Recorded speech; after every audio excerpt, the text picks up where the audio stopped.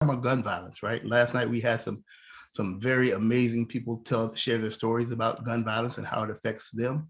So today we're going to talk about the solutions to those problems of gun violence. We have people here that have actually worked in the community that are working to reduce gun violence in your area. So we're excited about what we're going to do tonight, and I'll tell you a little bit about our organization, which is like I said, I am the founder and CEO of the Palmetto Hope Network, which is the home of Real Mad, Real Men Against Domestic Violence. And for some time, I've been doing that. And from that organization, I became part of the Domestic Violence Coordinating Council. And that was basically the train of thought for the Gun Violence Coordinating Council. We started that maybe 2 years ago when we realized, domestic violence and gun violence have a lot in common. We went out and we reached out to a lot of individuals to become part of this initiative as well, just like we do with the Domestic Violence Coordinating Council. We work with law enforcement. We work with a lot of individuals in the community, like I said earlier.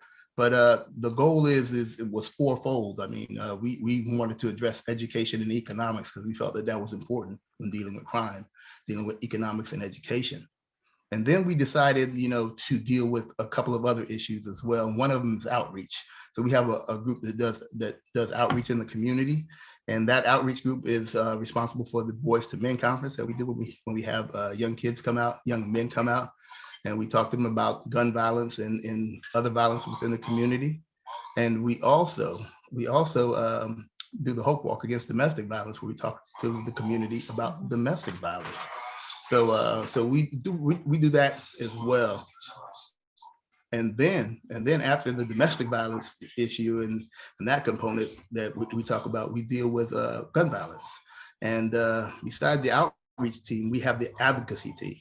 And we decided when we got the advocacy team together that we wanted a group of people that can relate to what they're seeing. So our advocates have basically been through the fire. They've actually lost a loved one due to gun violence. So, I mean, it was very important to us that someone that reached out to the community actually had been through exactly what these victims are going through. So we have like Tisa, she's a member of our advocacy group. Lisa's a member of our advocacy group. Vanessa, a lot of them are here today, and they're here today because they lost a loved one.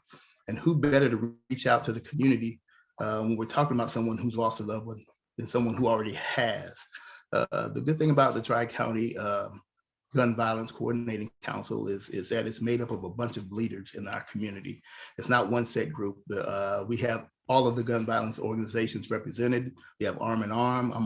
I'm a board member of Arm in Arm as well.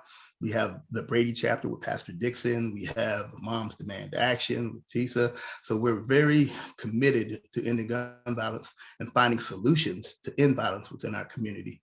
So we're going to go around the table today, and I'm going to introduce some of the people that are working in your community today to reduce gun violence. And we'll start with Arm in Arm's own Peter. Thank you, Butch, and I'm glad to see some friends and old friends and new friends working on these important issues this evening. Arm in Arm, our official name is Arm in Arm, South Carolinians for Responsible Gun Ownership. We were formed in 2015 in response to the Mother Emanuel murders.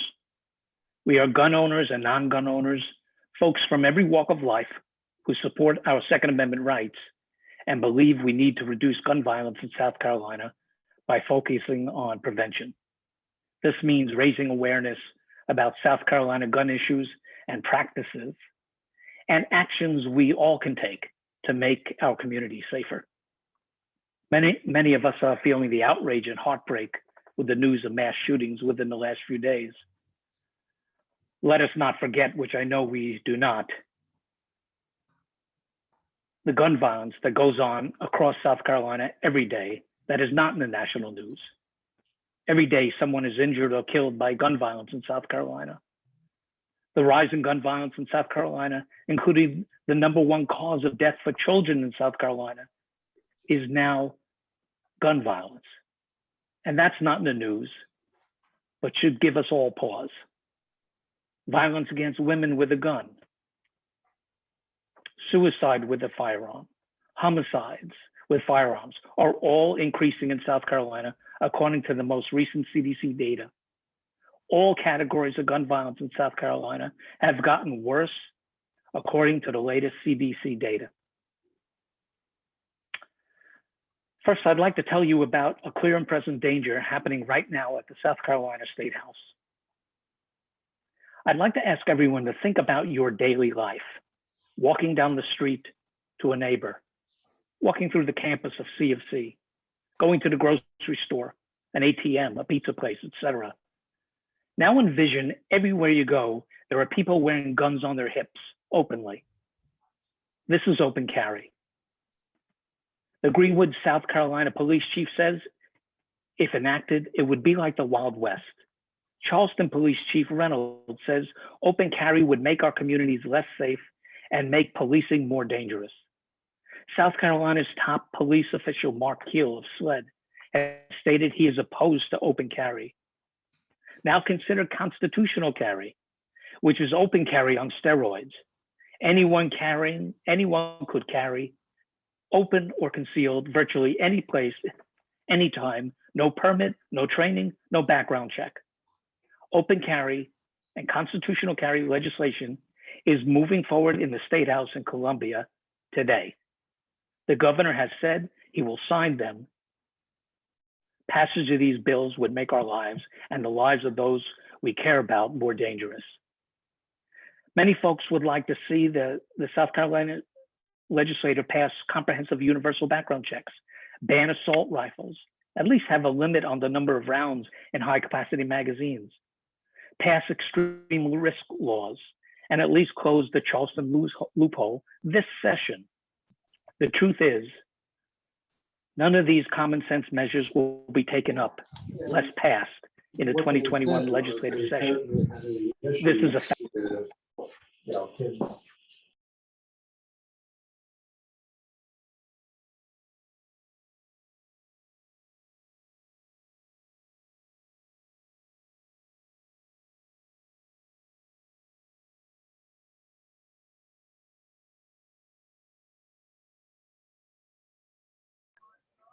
I think he may be muted.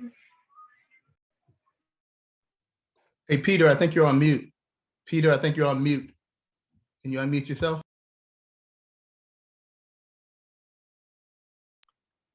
My goodness, that is a bad mistake. Did that just happen? It was just for a moment. I think that was me. Yeah. Oh, okay. 30 seconds or so. Okay. Let me just pick up right here. H3094, open carry, has already passed the South Carolina House and is now sitting in the inbox at the South Carolina Senate Judiciary Committee. Constitutional carry, H3096,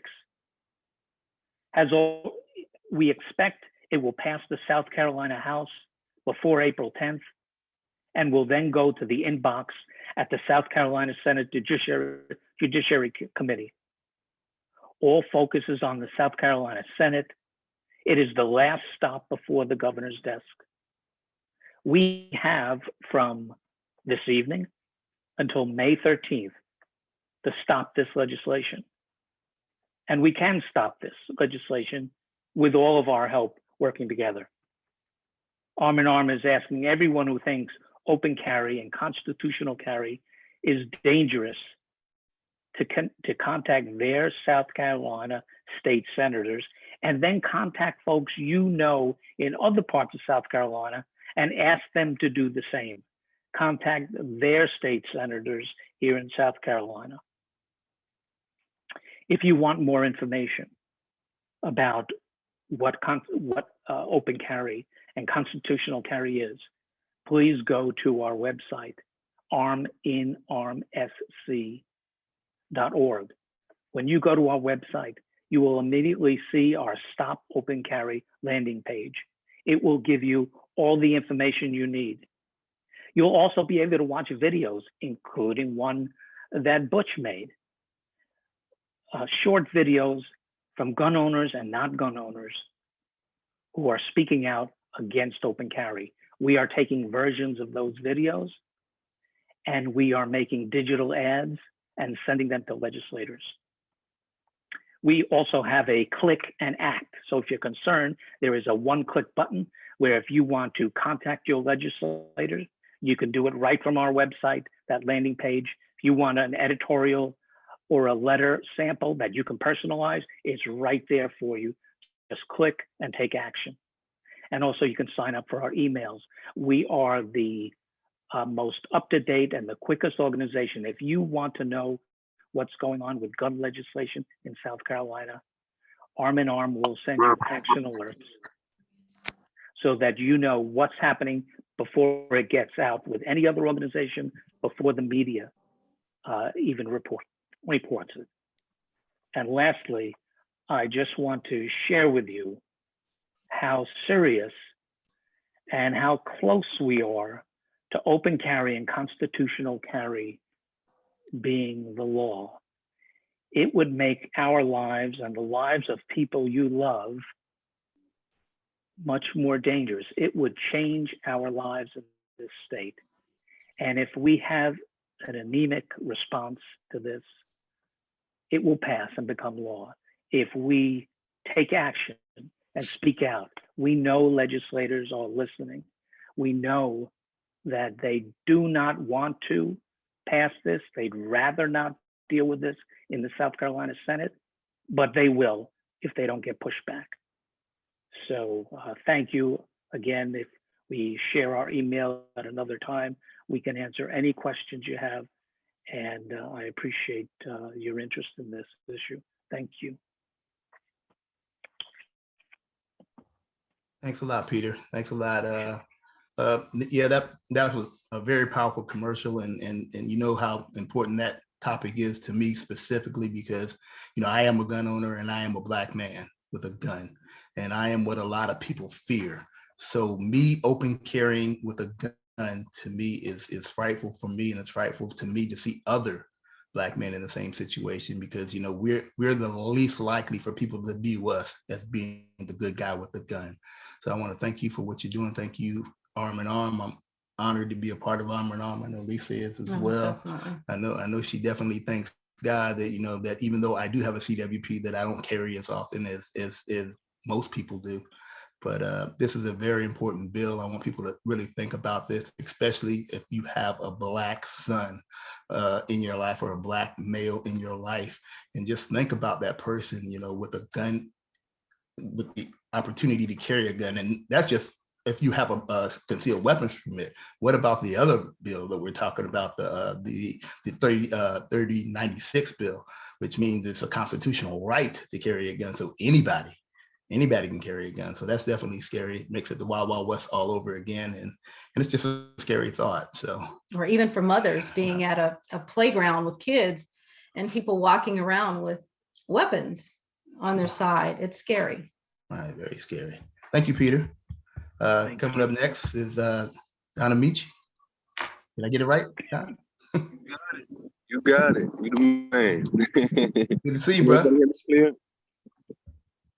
Can you hear me clearly? Yes. Okay, awesome. Because I'm outside in the backyard. My name is Donnie Michi Singleton. I am the director, a youth director for the North Charleston, South Carolina Youth Resistance Incorporation. And our slogan is Guns Down Chucktown. I actually 501(c) the organization like in 2018, but this is something that I've been on the ground with since I'll say 2011. Someone just told me I should let people know what I'm doing with the organization. And my main objective is our youth, because our youth are our future. And if our youth are captive to gun violence and do not know how to control their anger, then the next generation to come after them is going to be damaged already. So I try my best to enlighten the youth, because I've been in that direction before. I went left before, so I can tell you how and what's really going on with the neighborhoods. the low income neighborhoods, single parent homes, that plays a big part in gun violence, because gun violence is a very picky, this is a very picky topic, because it's, it comes from different directions. Someone who's selling drugs usually has a gun. So someone who's protecting themselves to sell drugs, they're going to use their gun to protect them for no one could rob them. So now it leads to, why are they selling drugs? Everybody know why people sell drugs. Not for sure, to make money, to make an income.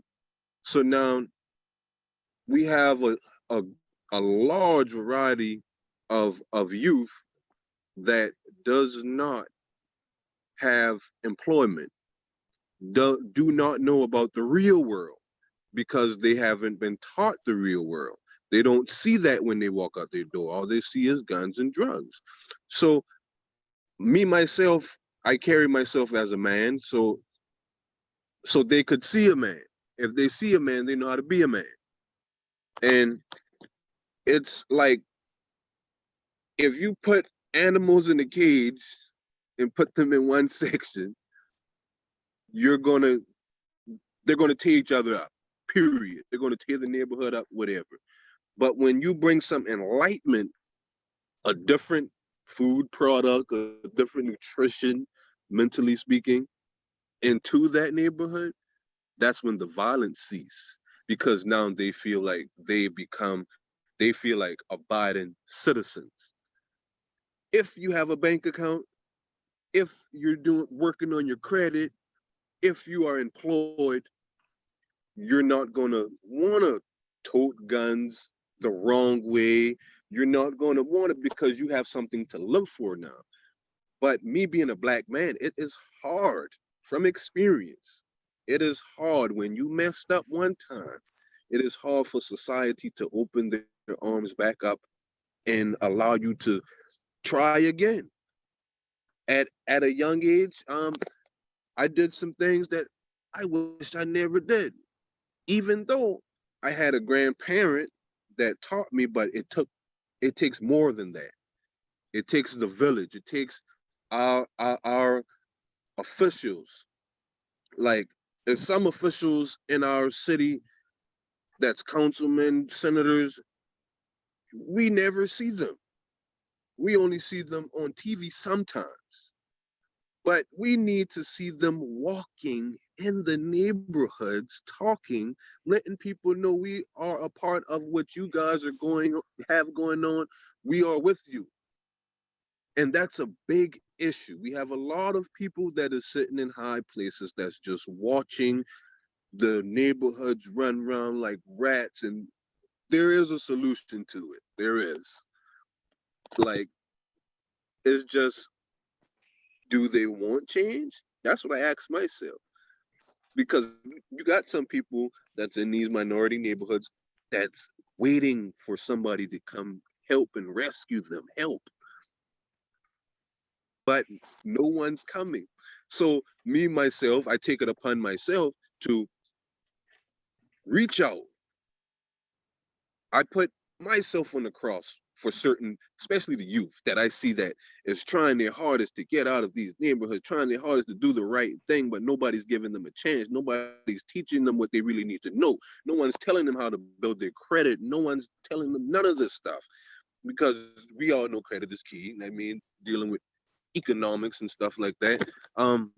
But I can go on and on and on of change. It's when our officials are in those seats who are really willing to help us. We can cease gun violence, but we got to tackle education, and we got to tackle a lot of unemployment funds, because you got a 13-year-old. We're in Charleston, South Carolina, so I like to be blunt. A 13-year-old in Charleston, South Carolina knows what an 18 and a 21-year-old knows. But because of their age, they're held captive and say, I know your brain no more, but you got to stay right here. There's other resources that we need, and I'm digging for it. I'm reaching out. I'm trying my hardest to dig for it, to help, because I lost so much friends. Like literally, I lost so much friends to the world, and good friends, just directed in the wrong direction. But I can keep going on and on. I believe my 4 minutes is Yeah. up. I can feel your power, man. I can feel all of it inside you, man. And that's kind of what we do at Camp Hope, man. We have the kids at Summer Camp Hope, and it's just an amazing opportunity to sit back and pour into our youth. The education, economics portion that you mentioned as well is very important. That's why that was some of the tasks that we took on as far as the Tri-County Gun Violence Coordinating Council. We've been able to help people who've been incarcerated get jobs. Our main focus and our main goal is to get people to work, and that's what we do. So we're proud of that, and we're extremely happy that everything that you're doing as well, young man. It makes us proud to see young men doing what it is that you're doing. And yeah, like I said, we do it every summer, man. And these kids, man, they are starving for that attention. But when they see the attention, it's just amazing, how smart and resilient our kids are. Absolutely. So the next speaker that we have is this beautiful lady standing beside me, or sitting beside me. It happens to be my wife, Lisa. So I'm going to move out your way and let you. All righty. I am Lisa Raheem Kennedy. I am the sister of Vanessa Halyard that spoke on yesterday evening. And I'm going to share a little bit with you from the victim advocacy perspective. I am a domestic violence victim advocate, have been for a little over 20 years. And I am also a part of Palmetto Hope Network, and also Arm in Arm. And I can say to you that gun violence walked, as my sister said last evening, it didn't walk into our lives. It just tore everything down in our world on that night when the phone rang. We felt like we were going to be getting ready for a celebration for my nephew to graduate and be commissioned. I had been in the Army. My husband at that time had also been in the Army. And we had a number of individuals that had walked the halls of that college. So we were ready to celebrate. And unfortunately, we suffered a great loss that night due to gun violence. And after that point, it just became an imperative that we continue his memory. Which and Lisa are doing this thing right now. And continuing his memory, we felt like we have to go out and help. We have to understand what could make another young person turn a gun on someone else and take a life. And so in that process, I became a victim advocate. And unfortunately, gun violence, especially with domestic violence victims, most domestic violence victims, when there's a homicide involving them, it's done with a gun. Right. It is done with a gun. And so I've had the misfortune of, and Butch will laugh because anytime he leaves in the morning, I turn on the news immediately. And the reason why I do that is because oftentimes in my world, I can be sitting across the desk from a client one day and unfortunately wake up to the news that they're no longer with us. They're no longer with us. And oftentimes, once again, it is due to gun violence. I started out as a court advocate where I would help individuals file for orders of protection. And within that order of protection, the courts can actually ask if the respondent, which is the abuser, owns a gun. And unfortunately, there's a part of the Brady law that says that if they have a weapon, if they own a weapon, and that order of protection is granted, that person, the respondent, has to surrender those weapons. Well, to show you how valuable life is in this state when it comes to weapons, I've sat in courtrooms where they've argued for 30 to 40 minutes on whether or not the gun should be turned over because he may not be able to hunt during hunting season? Where are we going to store the weapons at if we take the weapons? And yet this victim is sitting there fearing for their life, and nobody's willing to step out and protect them by saying, okay, turn over all your weapons. Hunting cannot be more important than a person's life. But unfortunately, in this state, we put laws on books and we do not enforce them. We do not enforce them. And it's just a rude awakening to see that oftentimes they would walk out of this courtroom without a solution as to where that gun was going to go. And I mean, we're talking about individuals that wake up to a different day where they may be a grandmother. And unfortunately, they're not just a grandmother, they're raising 7 grandchildren as a result of their loved one being shot in the head. And now this family has been torn apart. Those are things that are out there that are happening.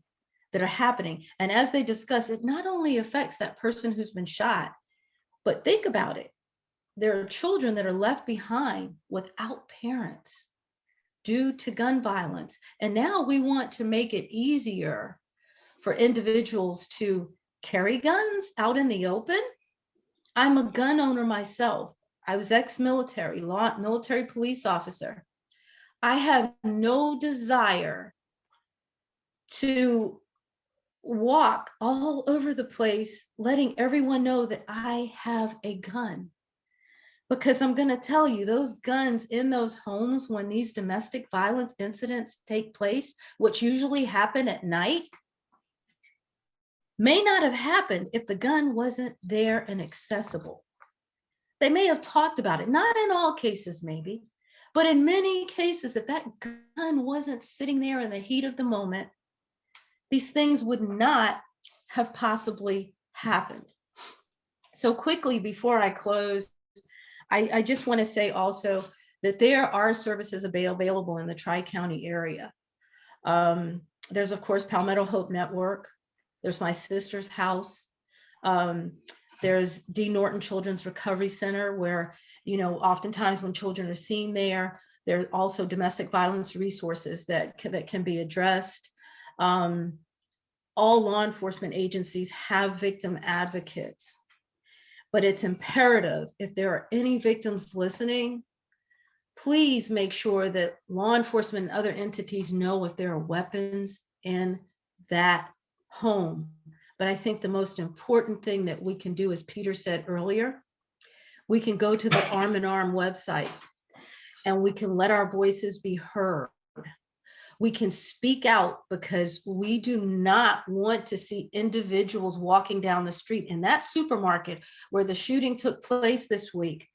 Can you imagine if there were 10 others in there that had guns and they all pulled them at the same time? I can promise you law enforcement would have made some mistakes that night, that day. I can promise you. We cannot allow this to happen. So we have to stand up. We have to let our lawmakers know. Am I 4 minutes into this yet? You're supposed to be my timekeeper here. Anyway, go ahead. Well, personally, you know, I don't say this enough, but I really want to thank you.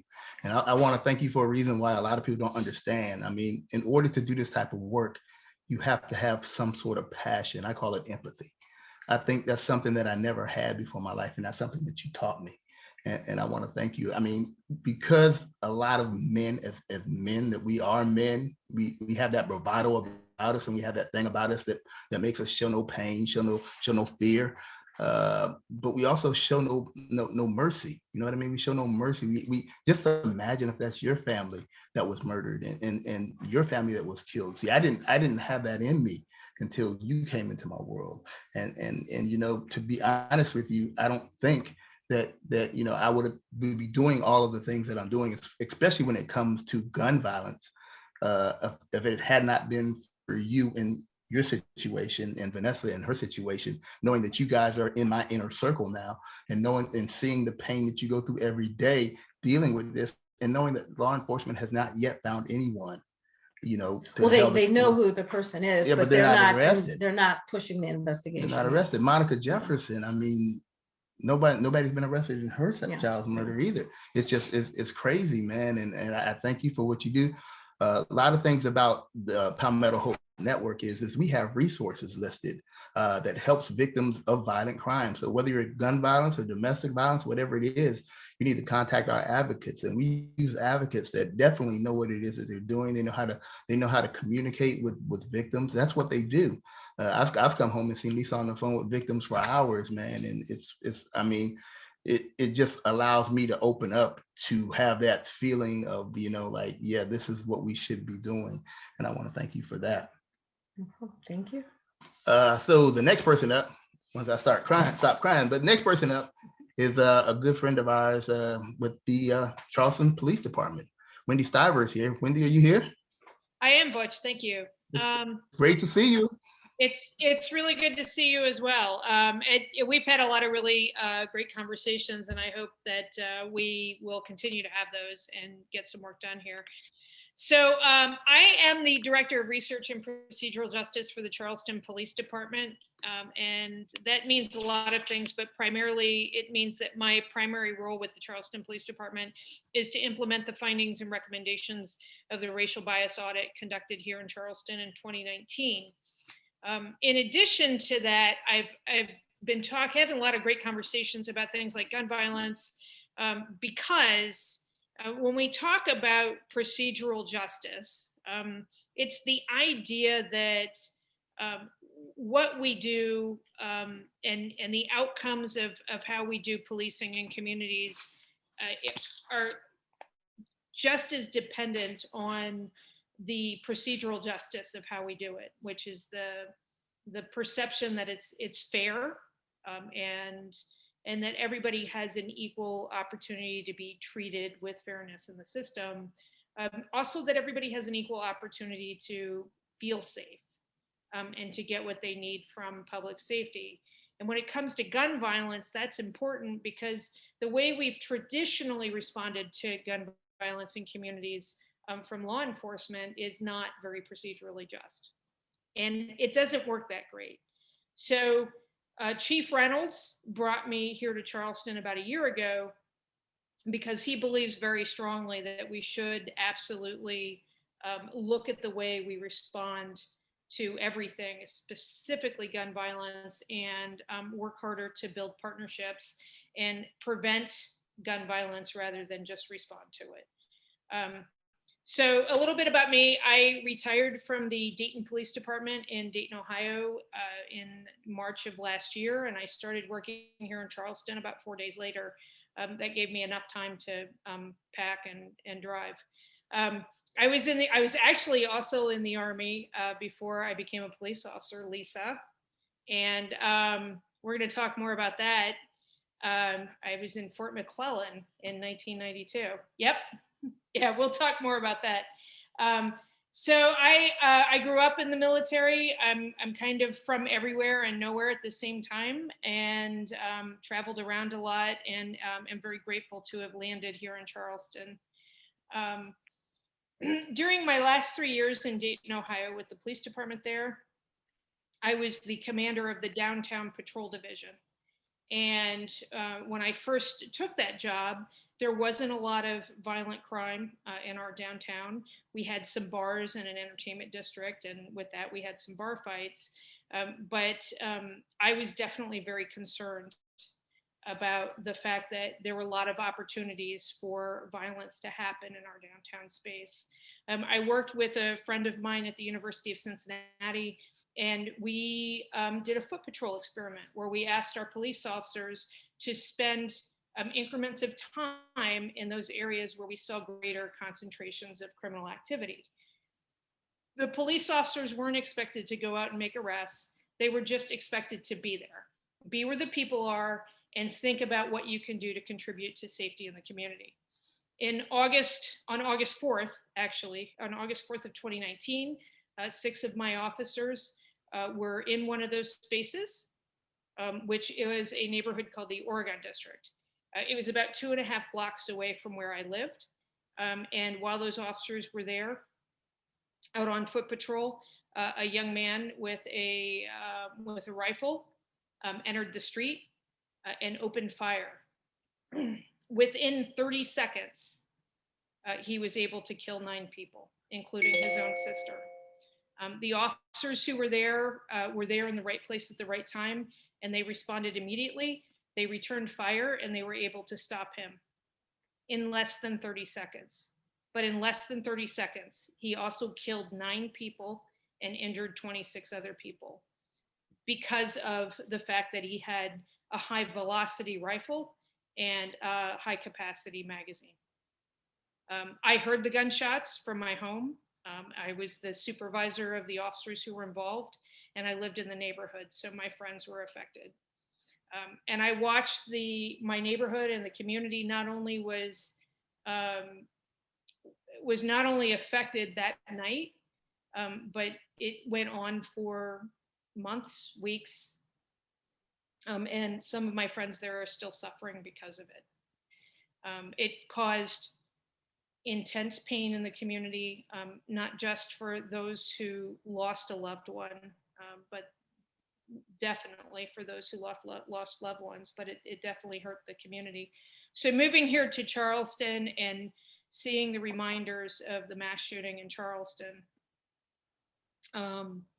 is, it brings a lot of that back, but it also inspired me to think that every community is affected by this, and every community has the opportunity to come together to make change. So one of the things that we've been talking about, one of the things that we want to do is we want to make sure that the Charleston Police Department is partnering with anybody in the community who wants to do things differently. We're looking at opportunities to do youth mentoring. The Medical University of South Carolina, Dr. Ashley Hink, specifically at the Medical University of South Carolina, is working on a hospital-based violence intervention program to leverage opportunities through healthcare to support people to both prevent and interrupt violence when it occurs. One of the things that we know about murderers and about mass killers is that they have some history of domestic violence in their background, whether or not the murder they commit is one of domestic violence or linked to an intimate partner. And so there are a lot of opportunities through the work that Butch and Lisa are doing and through the work that other people are doing in the community to identify opportunities to intervene and interrupt violence before it becomes devastating to an entire community. And we've got to work together to do it. The approach is typically embraced by the police, doing what the police know how to do best, which is to, go out and look for criminals, make arrests, aren't always the most effective way to respond to violence. There are a lot of other opportunities to partner, to work together, and to support interventions. And there's a lot of great stuff going on in this community. So I came here at the beginning of April last year, and I've spent most of my work here in Zoom land. And so I'm really, really anxious to get past the pandemic, get back into spaces, to meet people in person, and to take advantage of all of your amazing good ideas to support you. And to connect the police department to all of the good work that you're doing. Because I think we can make a difference if we do it together. Thank you. Amazing. I mean, gun violence, just like domestic violence, is like a pandemic within the pandemic, right? I mean, we had no break, and it's crazy. I remember not too long ago, Pastor Dixon and I went to the churches and we showed them a video of the murdered victims in the Tri-County area. And it was just so powerful that I thought we could show it, but it's like a 6-minute video. Yeah, the number of There's people. just so many victims. I think we had over like 60 victims in the Tri-County area just last year. So gun violence is prevalent in our community. There are mothers that are losing their kids. There's fathers that are losing their kids. No story is to me is is less powerful than Keith's story as well. Right. Keith actually found out, God almighty, Keith found out over the internet about his son, and it's a powerful testimony, powerful story. He shared with us last night, and I know that we have some people that were on for last night, and I'm not sure if we have any questions from the people out there or not, but if we have any questions, please feel free. Or anything that last night, Chime some of in. the individuals from last night might want to share or questions. Right. Tisa. Yeah. So yeah. So Tisa, do you want to say hello? Are you here? Yes. Yes. Hey, I'm here. Tisa. I was just stating that the video that you made last year, was it the year? It was the year before, right? But Right. it's just so many more people since that video that you made. It's sad. You know, it's heartbreaking, and I think as survivors of gun violence and people who have lost loved ones to gun violence, it's heartbreaking because every time you see that news story or headline, it actually takes you back to the place in the time that you got the notification of your loved one. Wow. And that's what makes it so hard, because I mean, for myself, I know that, I mean, from the depth of my soul, I feel it, because I'm imagining myself getting that news. I'm imagining that family getting that news as well. And one thing that we always hear, like Peter was talking about, all of the laws and sitting in place right now, waiting to for the House to make a decision on. But we hear from our legislators and our lawmakers a lot of thoughts and prayers. But I think everybody's come to the realization that thoughts and prayers are not enough anymore. I mean, they're not enough. Action needs to happen, and we need to change the dynamics of who we have in place, because I think often I've heard on the news on the last couple of days, sometimes they say, some people say gun control, some people say gun reform. At the end of the day, I do believe in the Second Amendment right to carry, but it's a way to do it in a respectful and honorable and a safe way. And I think that's the heart and the meat of what people, they misinterpret. They hear that, just listen to Lisa's story about somebody talking about, I can't go hunting. Really? I mean, that's more important than the fact that you might lose your temper to the point that you might take someone's life.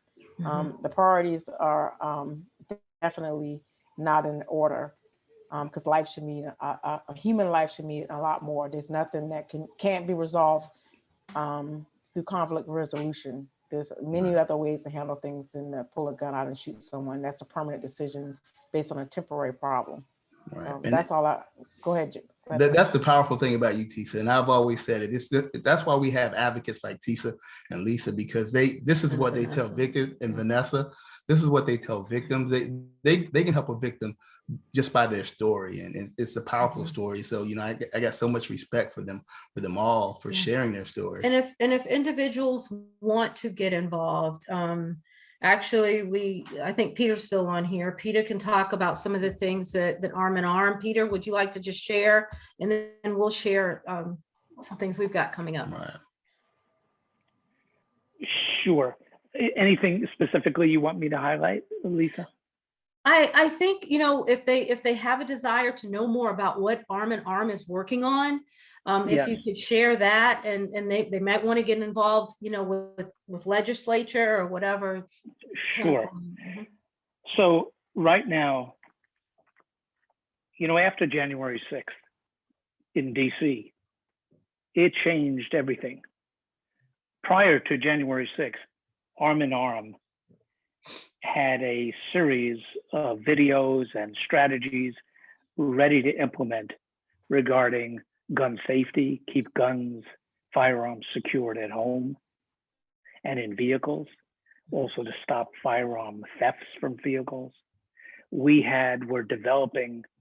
put together a great team to deal with suicide prevention, and especially suicides with firearms, which is so prevalent across the country and in South Carolina. And there is a prevention model that we're partnering with other agencies and gun owners to focus on prevention. And we had that teed up and ready to go. And the reason why we changed course to focus on stopping open carry and in all its forms, including constitutional carry, is because what happened in January 6th in DC, it supercharged extremists across the nation. And that includes in DC, in Columbia, where these open carry types of legislation that typically would be heard and then fizzle out.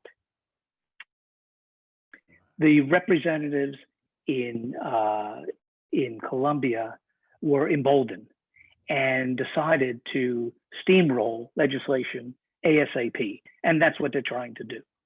So if you want to know about specifically Stop Open Carry, just go to our website, arminarmsc.org.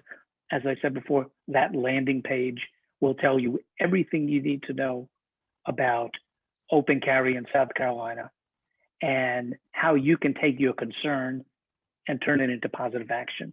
If you go through our website, you can see other information about gun policies and practices that we support, preventative measures that would make our community safer. And I would encourage folks that want more information that you don't find on the website, please sign up for our emails, to just email us at info@arminarmsc.org and ask us questions, give us suggestions, have a conversation with us, because it's important that these issues, policy-wise, are not just put to the side, because policies or lack of policies in Columbia impact all of us in South Carolina every day. And we can't rely on what goes on in DC. You know, DC gun policy, whether it happens or not, DC federal policy is the floor on legislation. States can enact the ceiling. They can enhance policies and make us even safer beyond what the feds do. So it's really important to take your concerns, if you choose to, and put them into action. And one more plug, if I may, is open carry is horrible. Open carry is dangerous. It will change our lives. If it passes, you cannot go back on it. And we can stop it. Yes. And hopefully folks on here will consider taking action through our website. We make it easy. Tell people around the state to do the same. And we can keep our state safe and start building on positive preventative legislation. And I can assure you that once the legislative session is over, and if we've been able to stop open carry, we will also get back to these other issues on gun safety and prevention and suicide prevention. And I apologize for talking too long. I do want to highlight the wonderful work of Butch and Lisa and our collaborations with everybody that's been on here, Charleston Police, TISA, because we all have our role to play and support each other in our efforts and our individual focuses. So what we all are doing is really difficult and tough and hard work and heartbreaking, but we do it because it's the right thing to do. And now, I'm honored to be included with all you fantastic people. It's an honor for me. Yeah. Thank you so much, Peter. Thank you. Now, before I want to ask Tisa something else, but also we have someone that asked, have you all worked with mental health professionals in conjunction with gun violence? There are other organizations, I think that maybe D. Norton, they have a lot of professionals that are on their staff that deal with the mental health and children that may have witnessed the gun violence. But actually, it's something pretty interesting to look at that we're going to have to, Yeah, because addressed at some point in the. mental health is a stigma in our community, right? It's something just like domestic violence. It's something that we don't talk about. Right. And then Yep. men definitely don't go out to get any help for mental health. So that's definitely out the window. But Yeah. that's Definitely something. Tisa, I didn't know if you wanted to share some contact information. We have very limited time left in reference to moms. And then we'll share a little bit of contact information. So if people want to get involved, go ahead, Tisa. Right. I want to just address the question about the mental health. I mean, I know that MESC and Ashley is working hard to get some of those things concerning mental health in line when we dealing with domestic violence. And then also my organization that I co-founded, We Are Their Voices, we do offer counseling to our victims of gun violence. We have lots of moms and fathers who participate in a bi-weekly support group, and we have mental health Dr. Zakivia Lewis Kendricks, who participates in is a very, very wealth of knowledge. And we just had a meeting last night and just the impact that it had on the conversation.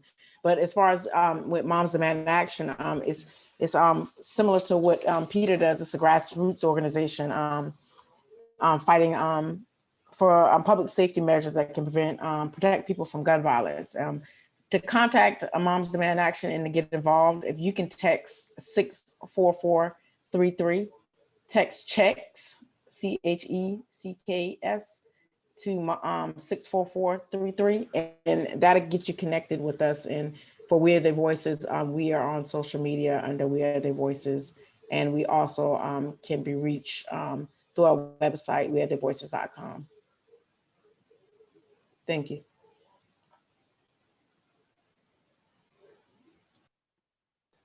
You're on mute, Lisa.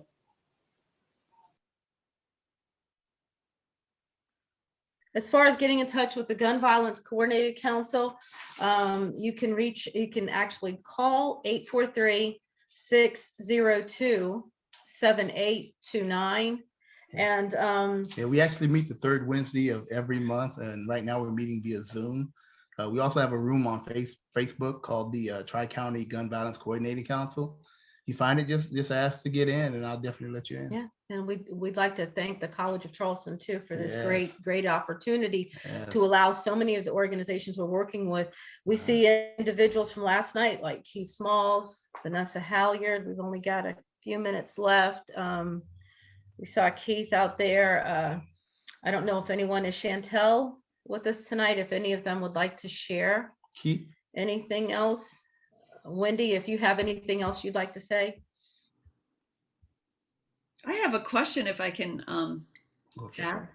I have been worried about, there have been so many gun thefts in my neighborhood, for example. Some officer told me like 25 over years. And I noticed that people are resistant to, my neighbors will be shy to tell me what was stolen when they talk about their car being broken into. And so one thing I wasn't aware of was like the trade in guns. I mean, of course, they're so valuable. So I wasn't aware of that. So that's just, how do you solve that problem? But I also— locking the cars is one way. Locking the cars is one good way. And not leaving your weapon in the car weapon in the car. Because that's the unfortunate thing, and I guess the big thing for law enforcement is we don't want to punish someone who hasn't committed a crime that possibly made a mistake by leaving a gun in the car, and so it's difficult. But under the same token, we have to be more responsible if we're going to be gun owners. Yeah. And so, that's been a serious thing. And Butch, that's been one of Butch's pet peeves for a long time. Is that the bigger issue of it is that you can get caught with a lost or stolen gun, and it's a misdemeanor. You pay a fine, you go home. You can get caught one, or you can get caught 100 times, and it's still a fine, and you go home. So that's a very touchy subject with me, because as a gun owner, I feel that there should be some sort of responsibility. I should have some sort of responsibility as a gun owner. At least to make sure. So you'd be surprised the number of people that do not report also. Right.